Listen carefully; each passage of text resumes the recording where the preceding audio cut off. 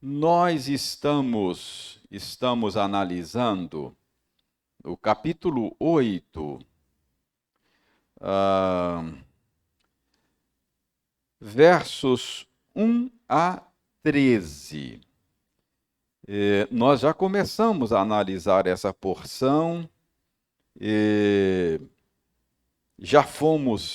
já analisamos até o verso 7, e hoje vamos retomar a partir do verso 8. Mas para refrescar a sua memória, considerando até que na última quarta-feira nós fizemos uma pausa em função da feira missionária, então nós vamos reler toda a passagem, versos 1 a 13 do capítulo 8, ok? Você acompanha aí silenciosamente. No que se refere às coisas sacrificadas a ídolos, reconhecemos que todos somos senhores do saber. O saber ensoberbece, mas o amor edifica. Se alguém julga saber alguma coisa, com efeito não aprendeu ainda como convém saber. Mas se alguém ama a Deus, esse é conhecido por ele. No tocante à comida sacrificada a ídolos, sabemos que o ídolo de si mesmo nada é no mundo, e que não há senão um só Deus. Porque ainda que há também alguns que se chamem deuses, quer no céu ou sobre a terra, como há muitos deuses e muitos senhores, todavia, para nós há um só Deus, o Pai, de quem são todas as coisas e para quem existimos. E um só Senhor, Jesus Cristo, pelo qual são todas as coisas e nós também por ele. Entretanto, não há esse conhecimento em todos, porque alguns, por efeito da familiaridade até agora com o ídolo, ainda comem dessas coisas como a ele sacrificadas, e a consciência destes, por ser fraca, vem a contaminar-se. Não é a comida que nos recomendará a Deus, pois nada perderemos se não comermos, e nada ganharemos se comermos. Vede, porém, que esta vossa liberdade não venha de algum modo a ser tropeço para os fracos. Porque se alguém te vir a ti, que és dotado de saber, à mesa em templo de ídolo, não será a consciência do que é fraco induzida a participar de comidas sacrificadas a ídolos? E assim, por causa do teu saber, perece o irmão fraco, pelo qual Cristo morreu. E deste modo, pecando contra os irmãos, golpeando-lhes a consciência fraca, é contra Cristo que pecais. E por isso, se a comida serve de escândalo a meu irmão, nunca mais comerei carne, para que não venha a escandalizá-lo. Até aí. Muito bem, você já sabe que capítulos 9, 10 e 11, ou melhor, 8, 9, 10, Paulo está tratando aqui de um único problema. E qual é o problema do qual Paulo está tratando?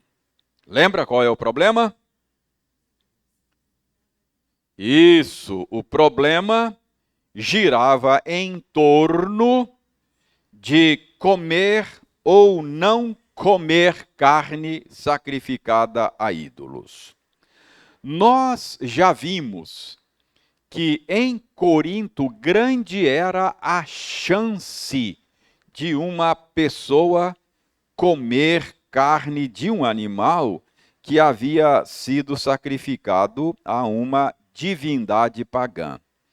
Exatamente por isso, o tema, o assunto dividia os crentes da igreja de Corinto. Havia um grupo de crentes, que Paulo aqui nesse contexto chama de os fortes, e havia um outro grupo que Paulo chama de os fracos.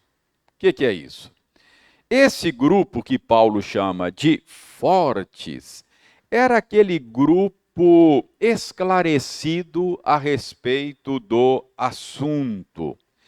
Esse grupo, os fortes, era o grupo formado por crentes que corretamente já haviam se convencido de que o ídolo nada é.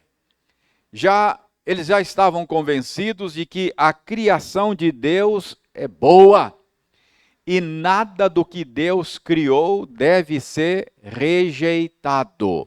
Então, por isso, Paulo chama de fortes no sentido de ter uma consciência esclarecida sobre o assunto. E esse grupo que Paulo chama de fracos, era aquele grupo que ainda não tinha um bom entendimento do assunto, havia escrúpulos e por isso tinha uma consciência fraca, no sentido de ser uma consciência sensível ao problema. Então, são esses dois grupos que Paulo focaliza aqui. Então, é a respeito deste grupo que Paulo chama de fracos que ele fala aí no verso 7. Dê uma olhada no verso 7. Entretanto, não há esse conhecimento em todos, porque alguns, por efeito da familiaridade até agora com o ídolo, ainda comem destas coisas como a ele sacrificadas. E a consciência destes, por ser fraca, vem a contaminar-se. Então, Paulo está lembrando aí aos irmãos fortes, aos irmãos esclarecidos lá de Corinto, que nem todos tinham alcançado o conhecimento que eles já haviam alcançado. Ou seja, o conhecimento de que o ídolo nada é, e, portanto, esses irmãos da consciência fraca, por causa da familiaridade deles com o paganismo, eles aprenderam desde a infância a temer os ídolos, a tratar os ídolos como se fossem deuses, e agora, mesmo sendo cristãos, eles ainda não tinham se desvencilhado deste entendimento. E é o entendimento errado sobre ídolos, mas eles ainda tinham esse entendimento, e por isso, quando eles comiam carne, a possibilidade de comer carne sacrificada a um ídolo trazia problemas de consciência para eles, porque eles se sentiam como se estivesse participando de uma adoração idólatra. É isso que Paulo está falando no verso 7. Por efeito da familiaridade até agora com o ídolo, ainda comem destas coisas como a ele sacrificadas. No último estudo, nós vimos que a atitude dos fortes, a atitude dos esclarecidos, dos que tinham conhecimento, estava prejudicando esses irmãos que Paulo chama de fracos. Por quê? Porque pelo exemplo dos fortes, pela pressão dos fortes, eles eram levados a comer carne e, ao fazê-lo, eles eram tomados de sentimento de culpa. E isso era um prejuízo para eles. E nós terminamos o último estudo nosso mostrando a maneira pela qual os fracos eram prejudicados. Eu disse a vocês que esse sentimento de culpa que tomava conta deles acabava minando o vigor espiritual deles. Isso não era bom. Então Paulo diz, olha, você sabe que o ídolo não é nada, mas você fica pressionando o seu irmão aí para que ele coma, ele ainda não tem esse entendimento, e se ele comer, ele vai ser tomado de sentimento de culpa, e isso é ruim para ele, porque isso mina o vigor espiritual dele. Em segundo lugar, nós vimos que lá em Romanos, Paulo disse que nem tudo que provém, ou tudo que não provém da fé, é pecado, falando desse mesmo assunto. Então, esses irmãos que achavam que estavam ofendendo a Deus, se comessem, aí estariam ofendendo a Deus, porque não tinham isto esclarecido. Demonstravam ter uma disposição de ofender a Deus. Então, Paulo disse, isso é prejuízo para eles. E o terceiro problema que poderia ser causado a esses irmãos fracos era o risco de ter a consciência cauterizada. Nós dissemos na ocasião que a Bíblia fala da consciência cauterizada. Uma consciência muitas vezes violentada, ela pode ficar insensível. Então, Paulo diz, olha, quando vocês pressionam os irmãos fracos, não são pacientes e tolerantes com eles, vocês estão causando um mal terrível a eles. Então, foi aí que nós paramos. Verso 7. Agora chegamos ao verso 8, não é? Acho que foi aqui que paramos no último estudo. Verso 8. Não é a comida que nos recomendará a Deus, pois nada perderemos se não comermos, e nada ganharemos se comermos. Aqui, irmãos, provavelmente, Paulo está citando um argumento, não é? Que esses irmãos fortes usavam. Esses irmãos esclarecidos usavam este argumento. Quem sabe isso aqui era até um mote, não é? Quem sabe era um dito que eles usavam. Não é a comida que nos recomendará a Deus. Talvez eles usassem esse argumento até para pressionar os fracos, não é? Imagina aí um irmão esclarecido falando para um irmão que ainda tinha escrúpulos, dizendo, cara, como é que você ainda está nessa, rapaz? Deixar de comer carne não é a comida que torna a gente aceitável diante de Deus. Coma, rapaz, pode comer, não é? Então, possivelmente esse fosse um argumento usado pelos fortes. E aqui Paulo, então, lança a mão do argumento deles, concordando com eles. Paulo está aqui admitindo que o argumento está correto. É isso mesmo. Não é o que comemos que nos torna impuros diante de Deus. Com quem que Paulo aprendeu isso? Com Jesus. Não é o que entra pela boca que contamina o homem, não é? É o que sai. Não foi isso que Jesus falou? Então, Paulo está aqui repercutindo o ensino de Jesus, concordando com os fortes, não é? Nós não somos aceitos por Deus por causa do que comemos ou deixamos de comer. Paulo concorda com eles. Olha, vocês estão certos, se dirigindo aos fortes. Vocês são livres para comer e para não comer. Então, Paulo está concordando com eles no verso 8. Então, o que é o verso 8? Paulo está citando, possivelmente, um argumento usado pelos fortes, e Paulo está citando em concordância com eles. Entretanto, Paulo lembra no verso 9 que há um porém. Então, verso 8, Paulo diz, vocês estão certos. Não é a comida que me torna aceitável diante de Deus. Porém, olha o verso 9. Vede, porém, tem um porém.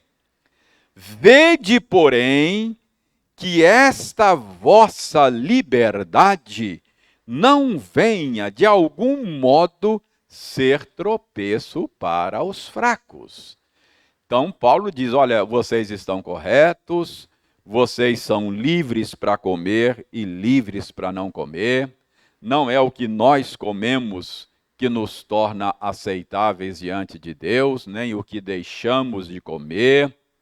Mas, Paulo diz: cuidado com essa sua liberdade, para que você não venha, de algum modo, a ser tropeço para os fracos.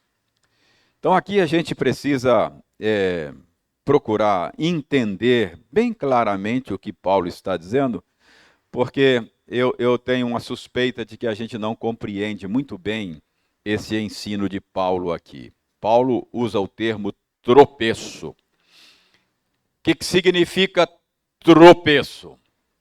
Então, tropeço é aquela atitude de levar alguém a cair, não é? Levar alguém, no contexto aqui, a fazer algo que ele considera errado. É isso que o contexto indica para nós. Porque qual é o contexto? Irmãos esclarecidos, pressionando irmãos que tinham uma consciência sensível, dizendo para ele: cara, pode comer, não tem problema não, tudo que Deus criou é bom, não é a comida que nos recomenda a Deus, como é que você é tão imaturo assim? E começa a pressionar o indivíduo, e o indivíduo então tropeçava, ou seja, era induzido, era pressionado a fazer algo que no entendimento dele não deveria fazer. Então ele estava tropeçando. Aqui a gente precisa ser claro, porque Paulo não está falando aqui, meus irmãos,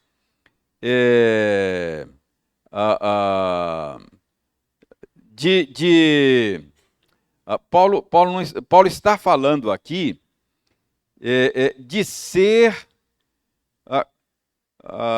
induzido a uma atitude que a pessoa ache pecaminosa. Ele não está falando aqui de divergência de opiniões a respeito de assuntos periféricos da fé. Essa divergência pode haver e haverá sempre, não é? Existem aquelas questões que são questões da esfera da liberdade de consciência de cada um. Então, o cuidado aqui que Paulo está recomendando é o cuidado de não induzir o outro ao pecado. Então, o que Paulo está condenando aqui é que eu leve o meu irmão a fazer algo que para ele seria algo pecaminoso.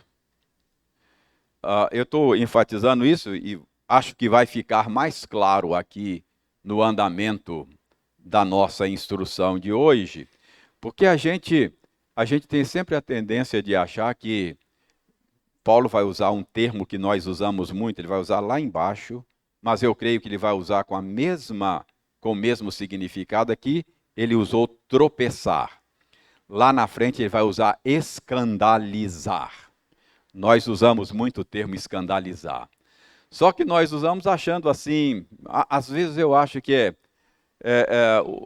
o irmão não gosta. Não é? O irmão não gosta do que eu faço. Acho que a gente precisa entender o escândalo aqui no contexto.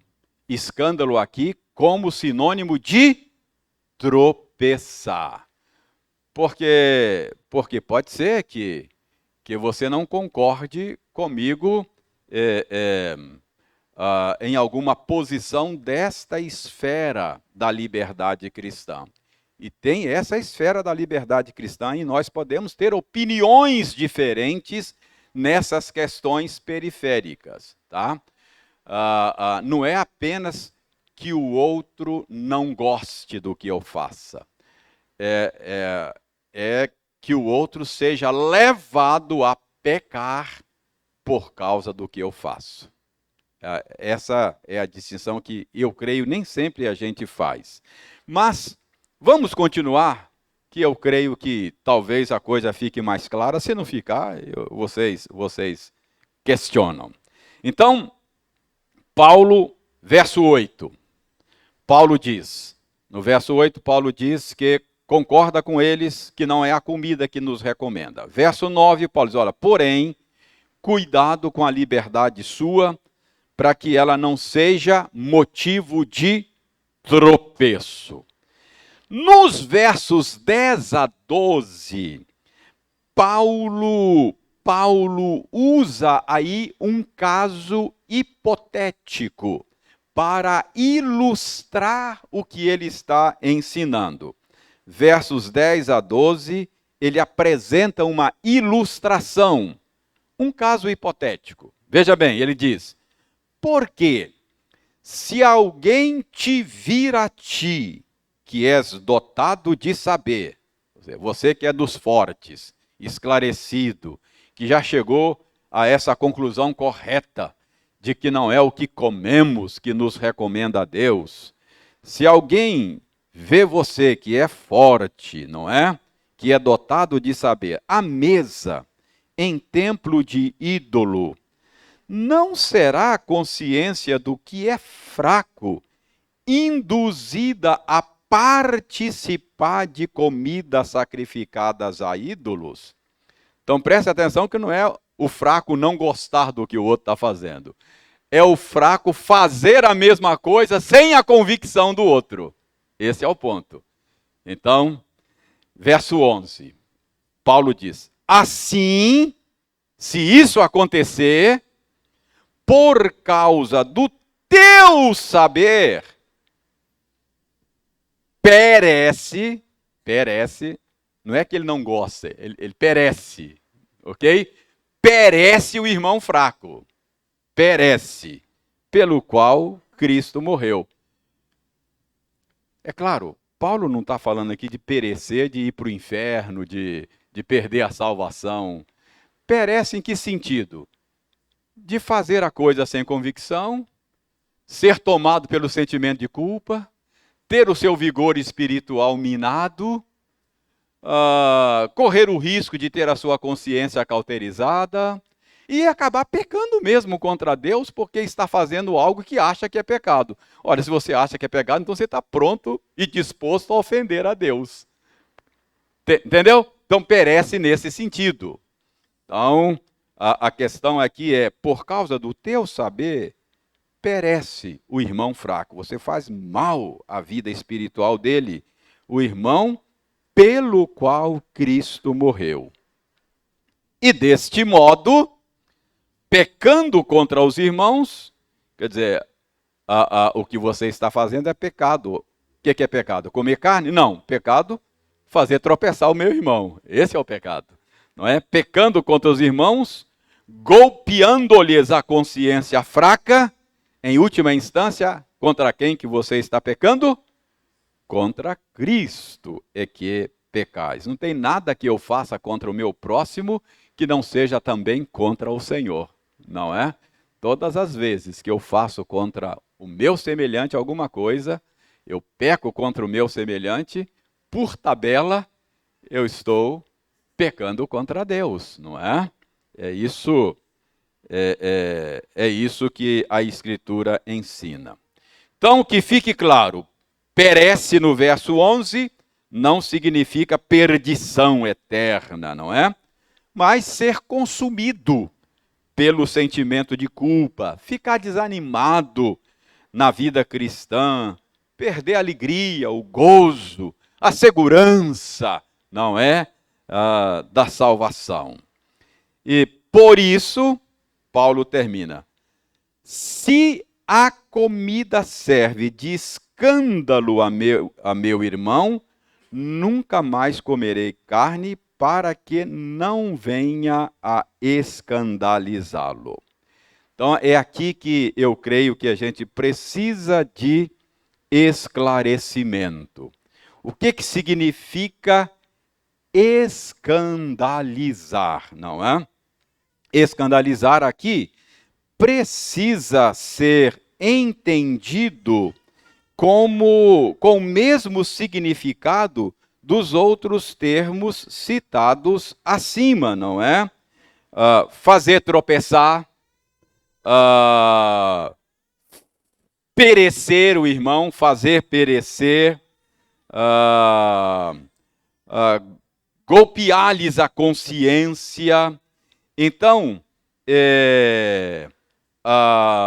a ideia aqui de escandalizar não é somente a ideia de o outro ficar chateado porque não concorda com o meu ponto de vista a respeito daquele assunto. Está claro sobre o que é escandalizar? Porque eu percebo que muitas vezes a gente tem em mente é que o outro não gosta. Se o outro não gosta, eu não posso fazer. Mas o que Paulo está dizendo aqui é algo diferente. Deixe-me tentar ilustrar isso com uma coisa mais contemporânea. Imagine que haja um irmão que entende que futebol não é coisa de crente, não. Você gosta de futebol? Isso não é de crente, não, cara. Você não é crente, não. Então, esse é o irmão que Paulo colocaria aqui entre aqueles que acham que não deve comer carne, não é? Então, não, isso não é de crente, não, cara. Esse futebol é de crente, não. Então, veja bem, porque esse irmão não gosta de futebol, eu também não posso gostar porque ele não gosta? Percebe? Não. Normalmente nós pensamos em escandalizar, é isso. Não, eu não posso gostar de futebol, não posso ir ao futebol, não posso jogar futebol, porque o meu irmão vai ficar escandalizado, vai ficar triste. Eu até uso o termo triste, né? Ele vai ficar triste porque ele não gosta. Não, não é isso que Paulo está dizendo aqui. Ok, eu até acho que se você, por amor ao seu irmão, e não quer deixá-lo triste, tudo bem. A gente pode abrir mão de direitos. O que eu estou dizendo é que não é isso que Paulo está dizendo aqui. O que Paulo está dizendo aqui é o seguinte: aquele irmão não gosta de futebol. E aí eu fico pressionando. Cara, vamos lá no estádio, cara. O Ipatinga agora tá na Série A, cara. Vamos lá, vai ter jogo. É no sábado, cara. Não tem problema, você não precisa nem deixar de ir à igreja. Vão lá. Não, cara, eu não gosto. Não, vão lá, cara. Não é pecado, não. Você deve ir, vamos lá. Como é que você é tão radical assim, tal? E você pressiona a pessoa a fazer algo que para ele é pecado. Então, é isso que Paulo está dizendo aqui. E ao ir, vai estartar na experiência desse irmão o sentimento de culpa. Esse irmão talvez vai ficar a semana toda abatido, triste. E por se sentir culpado, vai ficar desanimado com a carreira cristã, não vai conseguir nem orar porque achou que ofendeu a Deus. Entendeu? Isso é escandalizar. Isso é fazer perecer. Aqui nos capítulos 8, 9 e 10 desta carta, o foco de Paulo é todinho nos fortes. Ele está sempre mirando nos fortes e sempre ministrando aos fortes. Mas em uma outra carta, num contexto em que Paulo está tratando mais ou menos do mesmo assunto, ele fala também aos fracos. Então vamos dar uma olhadinha na outra carta, só para você ter uma ideia. Eu estou me referindo a Romanos. Romanos, abra Romanos. Só para você ver que Paulo não tem uma palavra só para os fortes. Paulo tem também uma palavra para os fracos. Capítulo 14 de Romanos.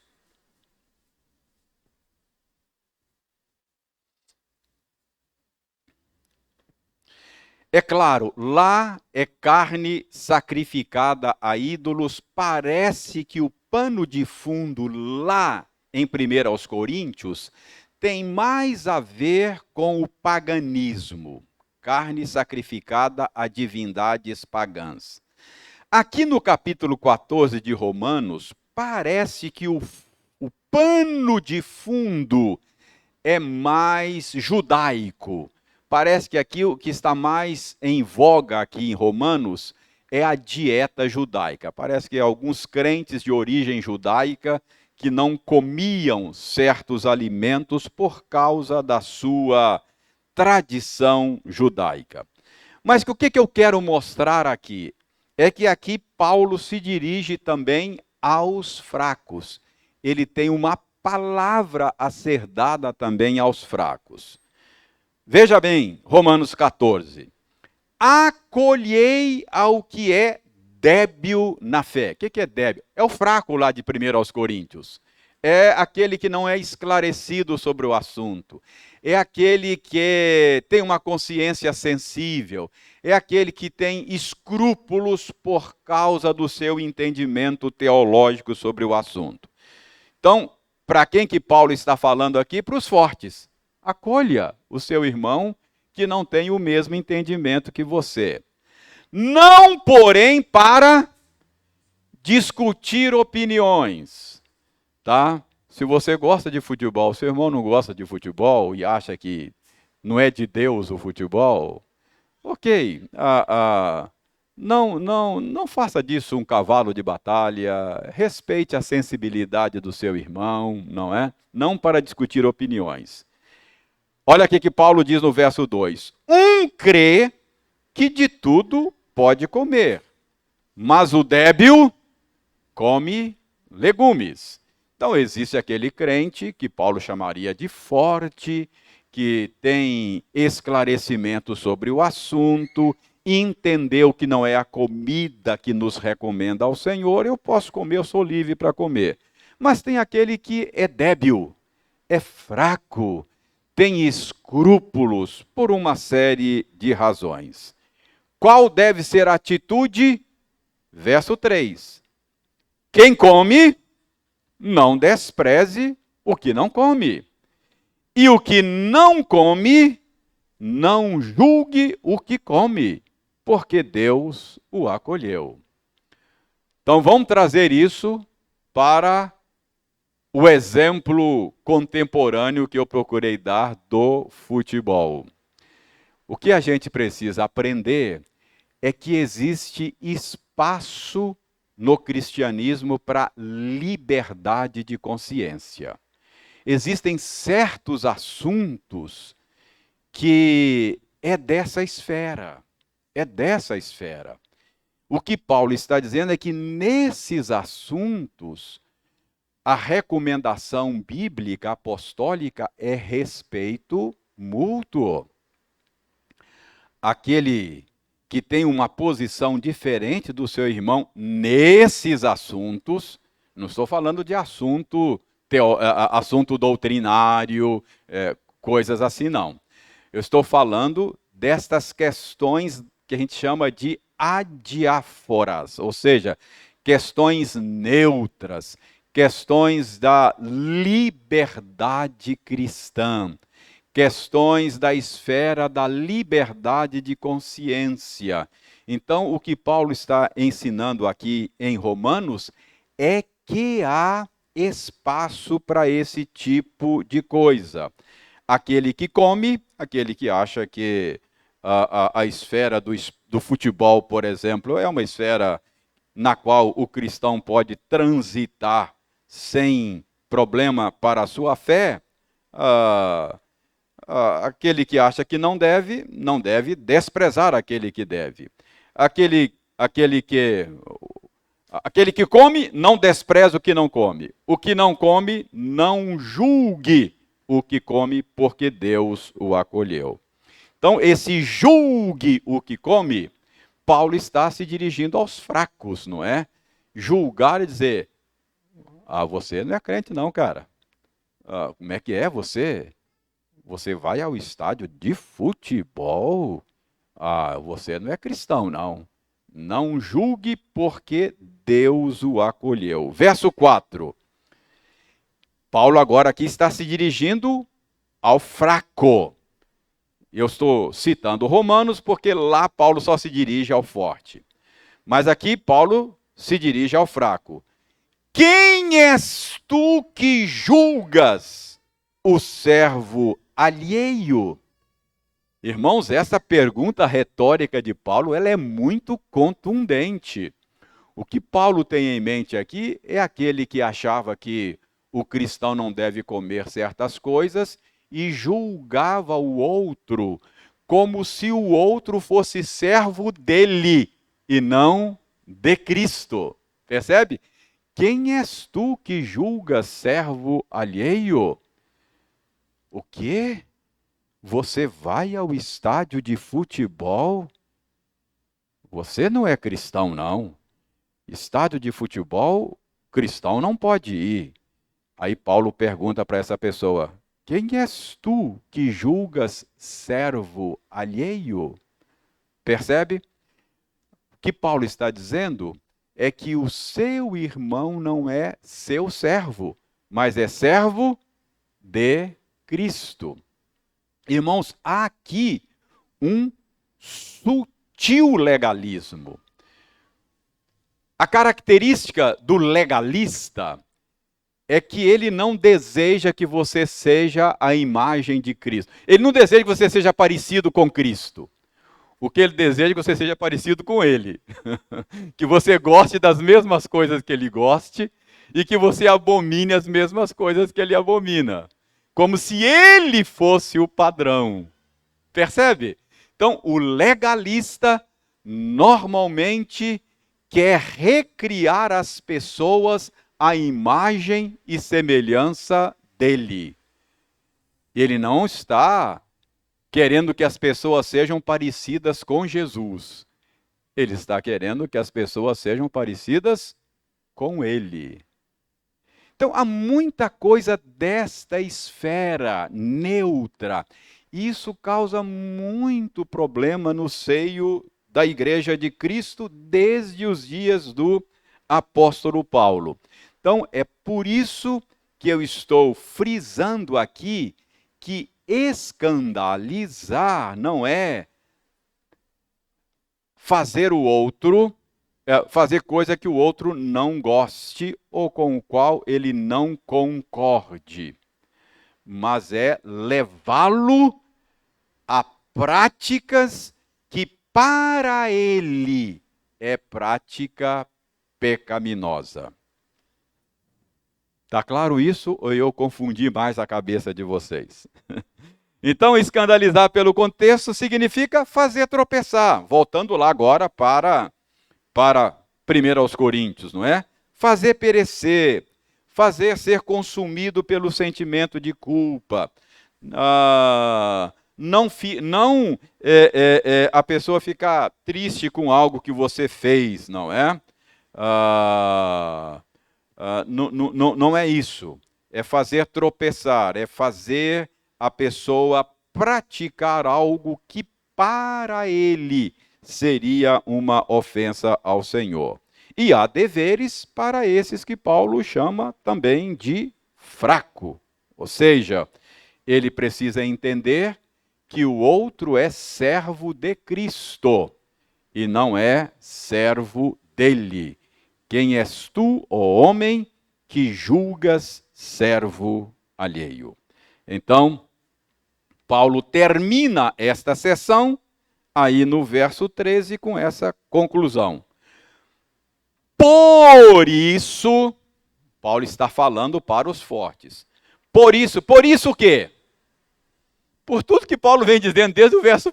O saber ensoberbece, não é? O amor edifica, você é esclarecido, mas tem gente que ainda não é esclarecido.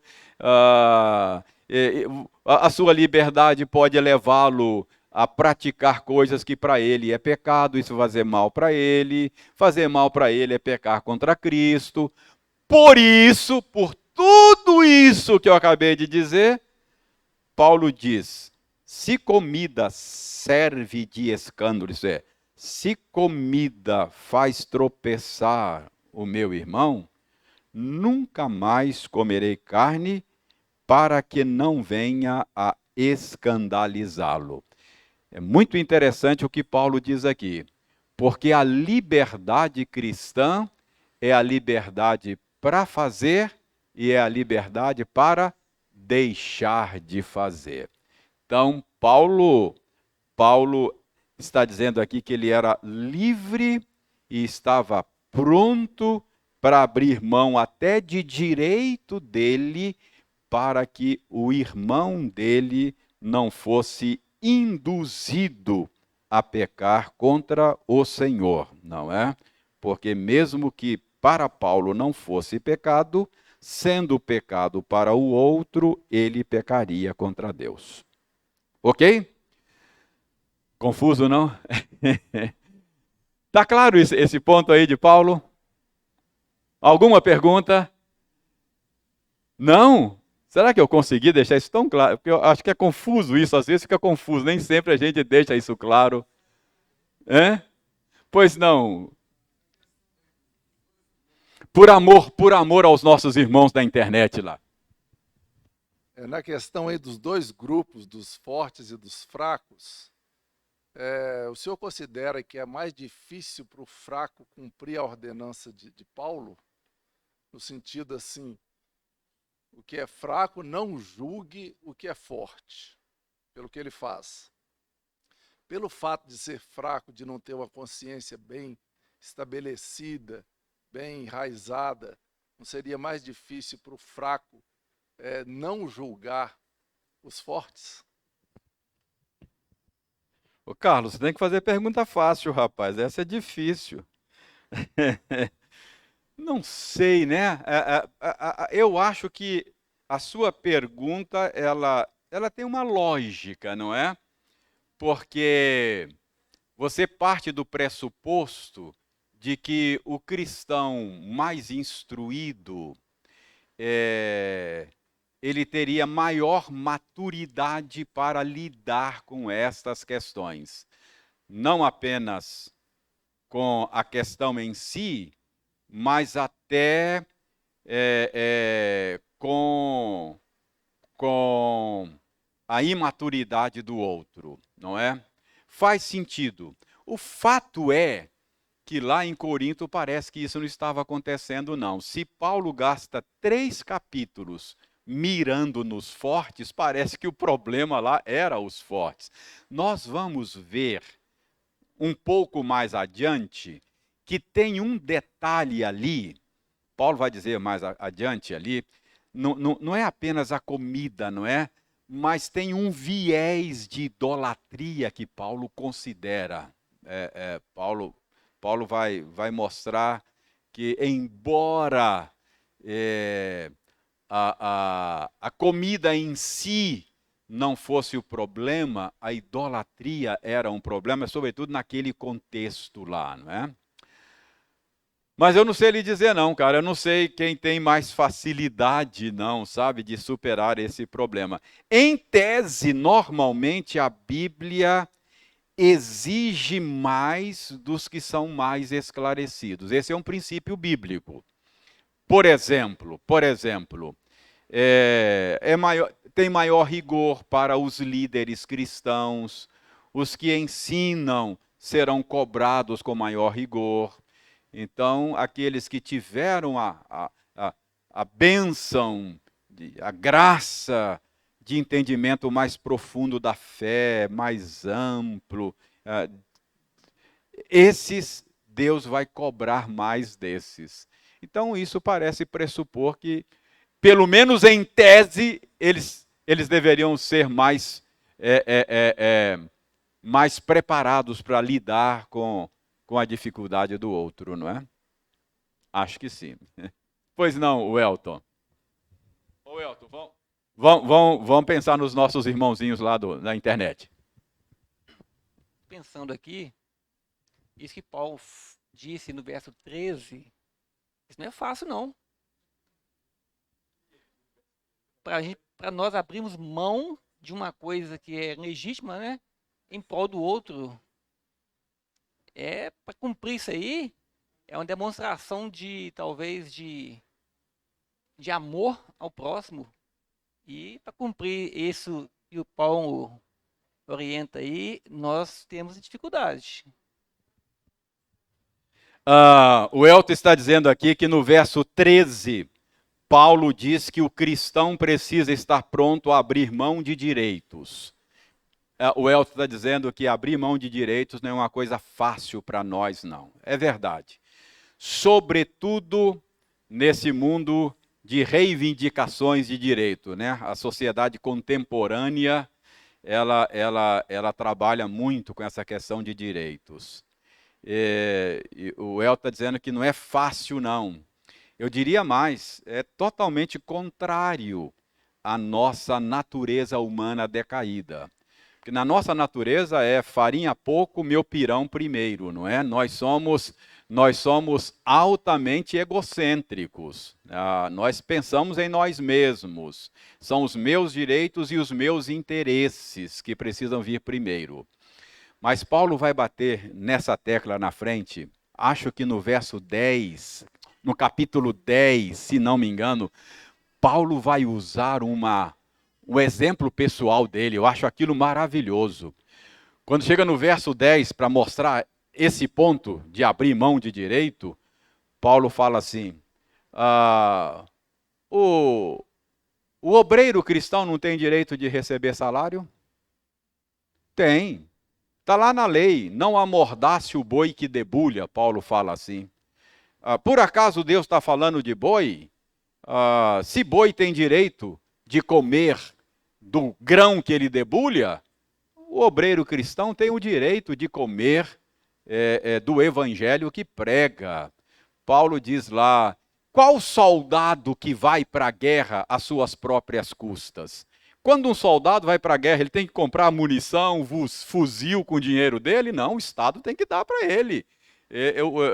Nenhum soldado vai para a guerra às custas próprias. Ele diz lá, o lavrador, aquele que planta o grão, ele não tem o direito de comer Pois é, então aí Paulo vai mostrando assim, com vários argumentos, que ele tinha direito de receber salário da igreja de Corinto. Aí lá no final ele fala assim, pois é, eu abri mão desse direito, eu nunca recebi salário de vocês. Por que você não pode parar de deixar de comer carne por amor ao seu irmão? Interessante, né? Paulo reivindica o seu direito para depois dizer, pois é, tá vendo? Eu tenho esses direitos, né? E eu nunca usei desse direito. Isso para mim, como obreiro remunerado, isso fala muito alto ao meu coração. Isso para mim me ensina que o ministério pastoral não pode ser tocado a dinheiro. É um direito, mas se for preciso, a gente precisa abrir mão desse direito. Isso é tremendo para mim, tremendo. Mas Paulo vai tocar. Não é fácil, não. É só o poder e a graça do Espírito Santo que faz a gente abrir mão de direito, não é? Jesus Cristo abriu mão de direito, né? Ele abriu mão da sua condição de Deus, não julgou como usurpação ser igual a Deus, abriu mão da sua glória, da sua condição de Filho eterno de Deus e veio cumprir um papel humilde na história dos homens. Abriu mão de direito. Esse é o nosso exemplo maior. Pois não, Jetro. Não, se não me engano, é o Augusto Nicodemos, nessa passagem aí, ele fala nesses termos que você expôs, mas ele conclama que os fracos também, eles procurem sair da situação de fraqueza, né? Mas para que eles tenham esclarecimento para serem fortes, Então é importante isso aí. Ótimo, Jetro. O que o Jetro está dizendo aqui é que ao mesmo tempo em que nós temos que ter paciência com os irmãos chamados fracos, a gente precisa também, com paciência, ajudá-los a deixar a condição de fracos e ter um cristianismo mais robusto, mais profundo, mais esclarecido. Não é verdade? Então, esse é o nosso desafio. Ser paciente, mas ajudá-los a crescer.